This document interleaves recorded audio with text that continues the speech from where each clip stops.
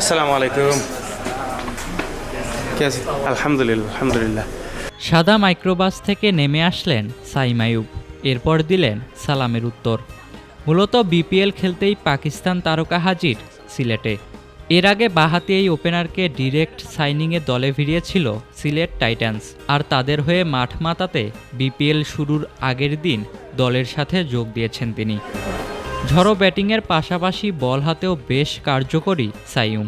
All-round নৈপুণ্য দেখিয়ে চলতি বছরের অক্টোবরেই হয়েছিলেন টি-20-র নাম্বার 1 অলরাউন্ডার, আর তাই তাকে নিয়ে বিশেষ পরিকল্পনাই করবে সিলেট দল, এটাই তো স্বাভাবিক।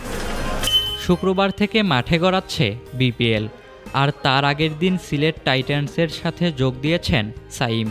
দেখা গেল টিম হোটেলে ঢুকেই তিনি কুশল বিনিময় করলেন দলটির মালিক মাহিদুল ইসলাম সামির সঙ্গে, আর যেখানে উপস্থিত ছিলেন নাসুম আহমেদ সহ সিলেট দলে তার সতীর্থরাও। আন্তর্জাতিক টি-20 ক্রিকেটে 56 ম্যাচ খেলেছেন সাইম, 133 স্ট্রাইক রেটে করেছেন 1079 রান, আর বল হাতেও নিয়েছেন 21 উইকেট। আসন্ন বিপিএলে নিশ্চয়ই তার থেকে এমন ধারাবাহিকতাই আশা করবে দল। আর এই পাকিস্তানি ওপেনারের এর আগেও বিপিএল খেলার অভিজ্ঞতা আছে। ঢাকা ও রংপুরের হয়ে মাঠ মাতিয়েছেন তিনি। এখন যে কোনো ব্র্যান্ডের পুরাতন এসি বদলে নতুন ওয়ালটন এসিতে উপভোগ করুন 25% ছাড়। অন্যদিকে আফগান ক্রিকেটার হজরতুল্লাহ জাজাইও একই দিনে যোগ দিয়েছেন সিলেট টাইটান্স দলে। সিপিএল, পিএসএল, আইএল টি-20 সহ বিশ্বের বিভিন্ন ফ্র্যাঞ্চাইজি লিগে নিয়মিতই খেলেছেন আফগানিস্তানের এই বাঁহাতি ব্যাটার। এর আগে বিপিএলে 2 মৌসুমে 10 ম্যাচে 132.33 স্ট্রাইক রেটে 221 রান করেছেন জাজাই।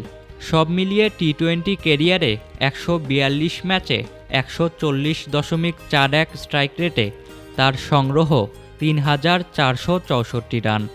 এই দুই বিদেশি ক্রিকেটার ছাড়াও মোহাম্মদ আমিরের মতো তারকা আছে সিলেট দলে। মেহেদী মিরাজ দলটির অধিনায়কত্বের দায়িত্বে আছেন। এছাড়াও পারভেজ ইমন, রনি তালুকদার, খালেদ আহমেদ, আফিফ হোসেন, জাকির হাসানের মতো তারকাবহুল দলে সাইম ও জাজাইয়ের যোগদান বাড়তি শক্তি দিবে।